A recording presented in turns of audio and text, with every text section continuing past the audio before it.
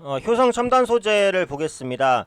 어제부터 이제 이슈가 많이 됐기 때문에 아마 오늘 이제 주가의 움직임을 좀 눈여겨보신 분들도 계실 거예요. 예상대로 이제 주가가 급등을 했는데 일단은 고점 부근에서 이제 차익 매물이 나오면서 매도가 좀 많이 출회되고 있는 상황이죠. 이게 지금은 테마성으로 일단 급등을 했기 때문에 단기적으로 수급 이탈이 있을 수 있습니다. 그래서 이런 부분들은 좀 염두를 하시고 대응하실 필요는 있어요. 일단 탄수섬유 국산화 추진에 대한 수혜 기대감으로 움직였죠.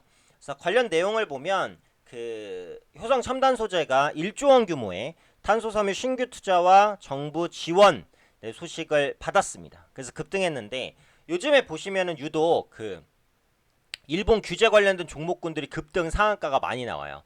그게 왜 그러냐고 한다면 일본의 화이트리스트 배제와 관계가 있어요. 그러니까 화이트리스트 배제가 지금 결정이 됐죠. 근데 시행이 됐냐? 시행은 안 됐습니다. 이 시행일이 언제냐면 28일이에요.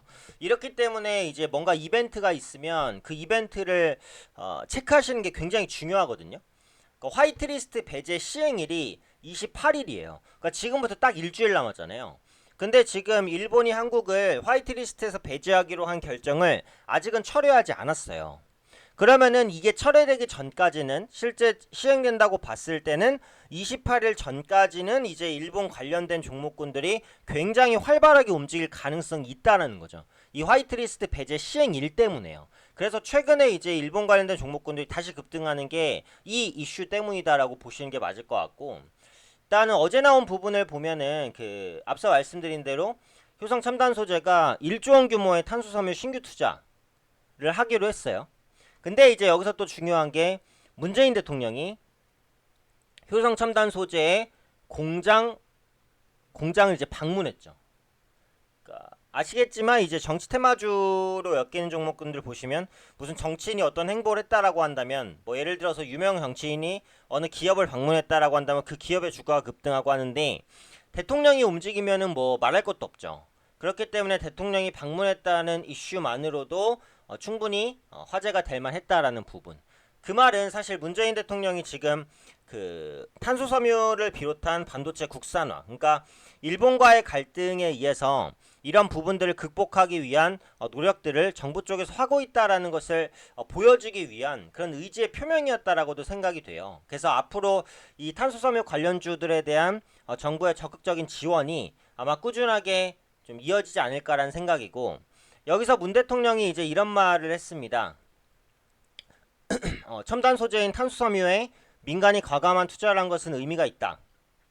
효성의 담대한 도전과 과감한 실행을 정부도 적극 뒷받침하겠다 라고 했어요. 그래서 앞으로 이제 탄소섬유를 비롯한 핵심 품목을 선정해서 7년간 7조 원에서 8조 원 이상의 대규모 예산을 투자하겠다라고 밝혔습니다. 그래서 이런 부분들이 일단은 국내 이제 탄소섬유 관련주의 투자 심리를 개선시키는 모습이 나타나게 하는 원인이다. 이렇게 보시면 될 것 같아요. 그래서 지금 효성 첨단 소재 같은 경우 이제 앞으로 그 초경량 그리고 강도가 높은 고탄소 탐소섬유를 만들 것으로 이제 보여지고 있어요. 그래서 생산 능력도 지금 이제 효성첨단 소재가 생산하는 양이 연간 2,000톤 정도인데 이거를 이제 2028년에 24,000톤까지 늘리겠다는 겁니다.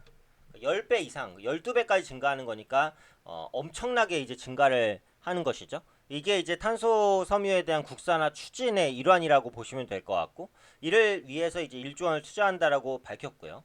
그래서 지금 보시면은 이제 효성 첨단 소재 같은 경우 사실상 이제 탄소 섬유를 대량으로 생산할 수 있는 유일한 업체라고도 볼 수가 있어요. 그래서 정부 정책의 수혜를 받을 것이다라는 기대감이 좀 크게 반영됐다고 보시면 되겠죠. 근데 현재 위치에서는 어쨌든 급등 이후에 차익 매물이 나왔기 때문에 지금 당장은 접근하실 수는 없겠죠. 근데 조정이 끝나고 재반등을 시도하는 위치에 있어서는 다시 한번 볼 수 있겠다. 그러니까 제가 예전에도 말씀드렸듯이 화이트리스트 배제 관련주로 뛰는 게 애국 테마주가 있고 그 다음에 반도체 소재주가 있잖아요. 근데 애국 테마주는 한일 갈등이 해소되면 주가가 반드시 꺾입니다. 그러니까 모나미나 신성통상 이런 종목이에요. 이런 종목이 지금은 이제 뭐 일본 불매다 해갖고 한국 제품 쓰고, 모나미에서도 뭐 한국 볼펜 출시하고, 탑10에서도 뭐 한국 티 출시하고, 이러니까 판매가 잘 되는 거는 맞는데 이 한일 갈등이 완화되는 시점이 오면은 이런 애국 테마주는 꺾입니다.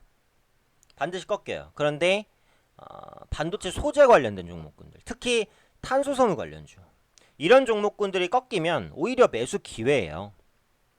왜냐하면 나중에 일본과의 관계가 좋아진다고 해도 반도체 소재에 대한 국산화는 계속해서 추진이 될 테니까.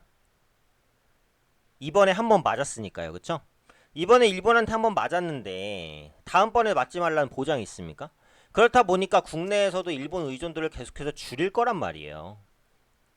그렇다는 것은 반도체 소재 부분에 대한 투자는 계속해서 이어진다는 거거든요. 그렇기 때문에 후성이라든지 이런 효성 첨단 소재라든지 아니면 SK머티리얼즈라든지 탄소섬유, 반도체 소재 이런 종목군들은 계속해서 보셔야 되고, 조정 시에는 오히려 기회로서 매수 관점으로 접근할 필요가 있다는 거죠. 네, 그래서 이제 호성첨단 소재에 대해서 말씀을 드렸고요. 효성과 효성첨단 소재 둘 다 이제 급등의 눌림인데 뭐 비슷비슷한 개념이니까 비슷하게 보시면 될 것 같아요. 그래서 화이트리스트 배제가 28일이니까 그때까지는 관련된 종목군들의 변동성이 커질 것으로 보이니까 위기이자 기회입니다. 단타를 잘 하시는 분들께는 이제 기회가 될 수도 있으니까 이런 부분들 적극적으로 활용을 하시고, 반도체 소재 관련주는 단기 모멘텀이 아니라 중장기적인 모멘텀을 끌고 나갈 수 있는 그런 섹터니까 이런 부분들까지 같이 좀 체크하시면 좋을 것 같습니다.